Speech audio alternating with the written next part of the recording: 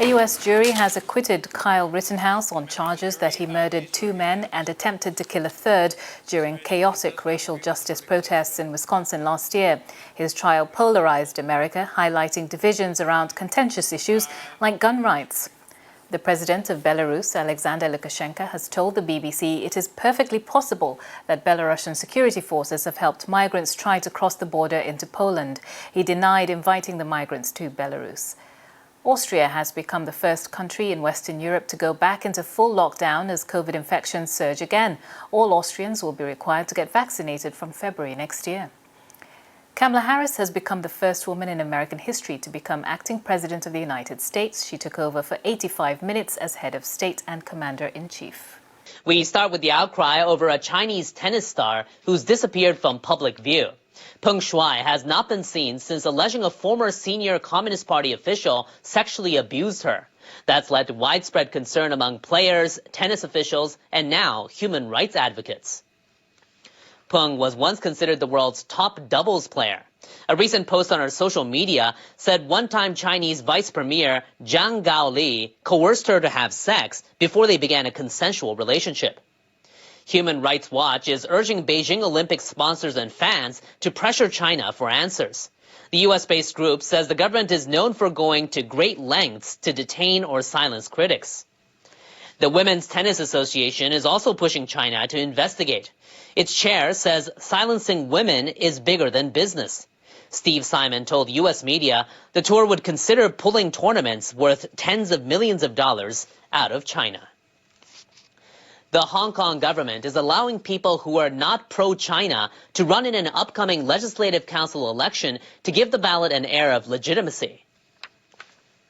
Chief Secretary for Administration John Lee Ka-chiu announced on Friday the Candidate Eligibility Review Committee had determined 153 hopefuls are valid.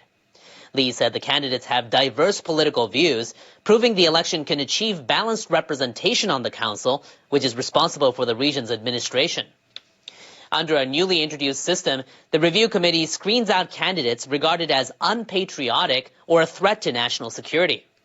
Local media are reporting about a dozen centrist or moderate aspirants pass the vetting process.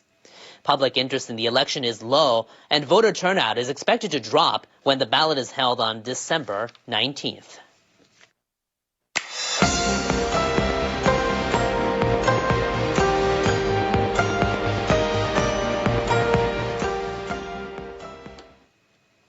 Japan's cabinet has approved an economic package to help those affected by the pandemic and revitalize the country's economy. The public expenditure, worth about $480 billion, is the largest ever. We'll implement these economic measures quickly to rebuild the economy damaged by the pandemic. We'll promote the resumption of socioeconomic activities and get the economy on a growth track as soon as possible. The top priority is dealing with the coronavirus. The government aims to bolster the medical system so it can deal with the situation where the virus is twice as infectious. Support for households includes a one-time handout worth about $900 to those aged 18 or younger. Businesses whose sales plummeted because of the pandemic will also be able to receive financial aid. Oil wholesalers will get subsidies to offset the high cost of crude. The measure is aimed at keeping the price of gas and other oil products from soaring. The tourism industry is also in line for subsidies again. We hope to resume the nationwide Go To Travel campaign after studying the infection situation during the New Year's holiday. Other measures are aimed at ensuring economic growth and security. An $88 billion fund will be created to raise the level of research at colleges and universities. Another will support domestic production of semiconductors. Meanwhile, the number of new infections remains low in Japan. Authorities confirmed 159 cases on Friday. No deaths were reported. Defense officials here in Tokyo say they believe a Chinese naval vessel entered southern Japanese waters. The Chinese naval ship was spotted around the remote southern islands of Yakushima and Kuchino-Erabu on Wednesday night and Thursday morning.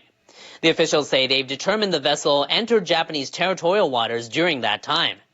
They say it was the first such entry by a Chinese naval vessel since July 2017. Staying here in Japan, 4 lawmakers are in the fight to take the reins of the Constitutional Democratic Party, which is the country's largest opposition group. The election comes after the party's setback in a recent lower house vote. Osaka Seiji is a former special advisor to the prime minister. Ogawa Junya is the deputy chairperson of the party's Diet Affairs Committee. Izumi Kenta is the chairperson of the party's Policy Research Council. And Nishimura Chinami is a former state minister for health, labor, and welfare. The 4 will hold debates over the next 10 days to lay out their strategies for taking on the ruling coalition. Among the likely topics will be whether and how to boost cooperation among members of the opposition bloc. All party members from top to bottom are eligible to vote in the election on November 30th. The winner will replace Edano Yukio, who resigned after the party lost a significant number of seats in last month's lower house election. Japan's Public Security Authority has decided not to request a 6-month ban on activities of a well-known cult. Aleph used to be known as the Omu Shinrikyo cult.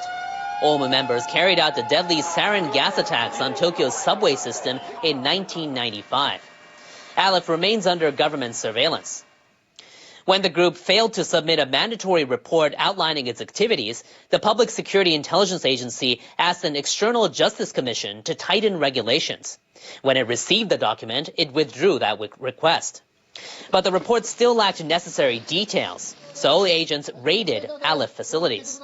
Officials say they're still considering whether to make further requests of the group under laws aimed at preventing another deadly incident.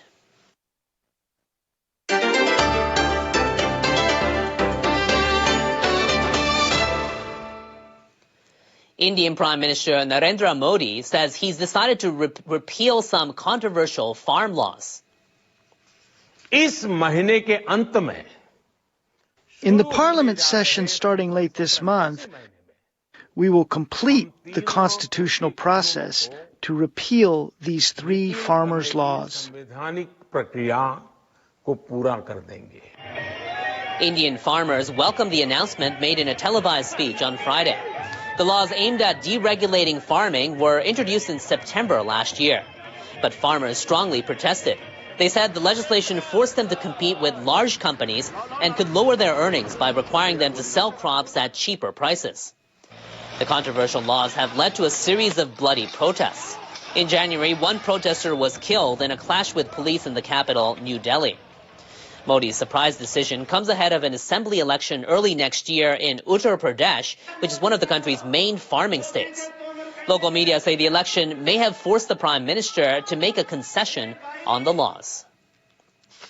Shifting now to Afghanistan, where the Taliban's acting foreign minister has met envoys from Germany and the Netherlands in an effort to strengthen relations. The Taliban say they held talks on humanitarian aid and political relations. They also discussed ways to pay the salaries of teachers and health workers. The Taliban said the salaries should be deposited directly into the bank accounts of workers to avoid delays.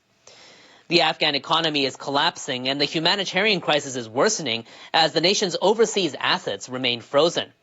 The Taliban interim government is not internationally recognized. Countries, including the United States, are calling on the group to form an inclusive government. Officials in Vietnam have been easing coronavirus restrictions while trying to strike a balance between stopping the virus and reviving the economy. But cases are surging again.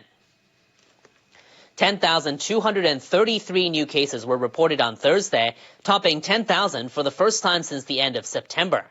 Daily cases peaked at around 15,000 that month, but the number has dropped to about 3,000. The government implemented strict measures to stem the spike, but this took a toll on the economy. So last month, officials allowed restaurants and factories to reopen. The resurgence has residents worried. The government is calling on people to accelerate vaccinations. It's also reversing its decision to allow bars and karaoke clubs to reopen. Now, Germany has decided to step up its anti-coronavirus measures. It comes as new infections exceeded 60,000 on Thursday, a record daily high. Bei der jetzigen If the situation remains unchanged, the country will fall into a very difficult situation. We need to stop the rapid spread of infections immediately. The steps will be taken based on local COVID-19 hospitalization rates. In areas where there are more than 3 hospitalized patients per 100,000 people, only vaccinated people will have access to restaurants and other public spaces. If the number exceeds 6 per 100,000, people will have to present proof of a negative test result to enter bars and nightclubs, even if they're vaccinated. The pace of vaccinations in Germany has slowed. The percentage of inoculated people stood at 67.8% as of Thursday.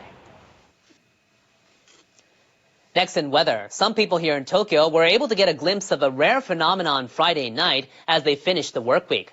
Our meteorologist Jonathan Oh has the details in our World Weather Report.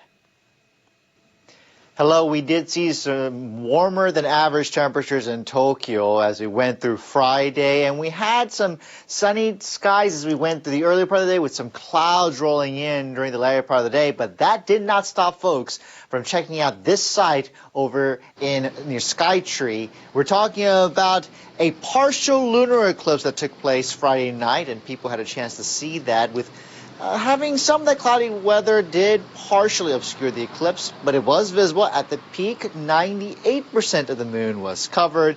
The phenomenon occurs when the sun, moon, and the Earth and the full moon align, and the moon is covered by the Earth's shadow. So yeah, that's pretty cool.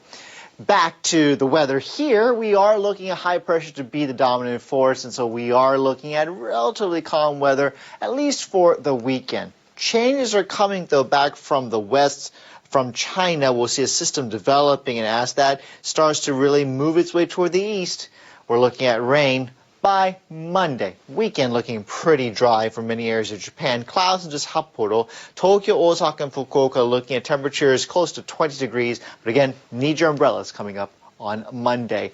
Other areas of Asia looking at temperatures to be anywhere from 9 in Beijing to 21 in Shanghai. Showers into Taipei with a high of 24.